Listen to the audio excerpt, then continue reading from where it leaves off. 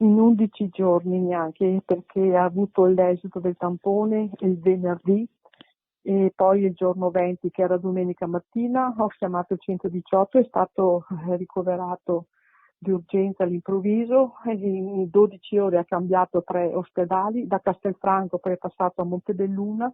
Montebelluna nella notte si era aggravato ed è andato a finire a Treviso in terapia intensiva intubato. Abbiamo fatto una videochiamata che è appena riuscito a salutarmi con la mano, il maledetto Covid proprio si è impossessato del suo corpo, poi ha cominciato le anomalie che lui era un diabetico. A 62 anni si è spento a causa del Covid Claudio Tosato, il mago dei jukebox. Artigiano restauratore, ha riparato con la sua ditta di Castelfranco migliaia di jukebox in tutta Italia. Grande collezionista ed imprenditore del giradisco a gettoni, fin da piccolo con il padre ha riparato ogni parte di questo oggetto cult degli anni 50, riuscendo a collezionarne oltre 600 e a ottenere fama e riconoscimenti a livello europeo e mondiale. Che lui aveva contatti con tutto il mondo, dall'America, dal Canada, dal Belgio, dal nord Italia, dal sud, dalle isole, da Ischia, dalla Sicilia, dalla Puglia.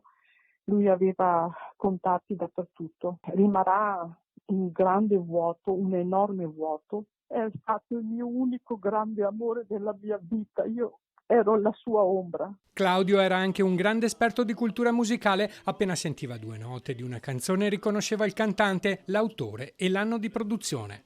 Tosato lascia la moglie Valentina e i figli Marco, Luca e Linda, la data delle esequie è ancora da fissare.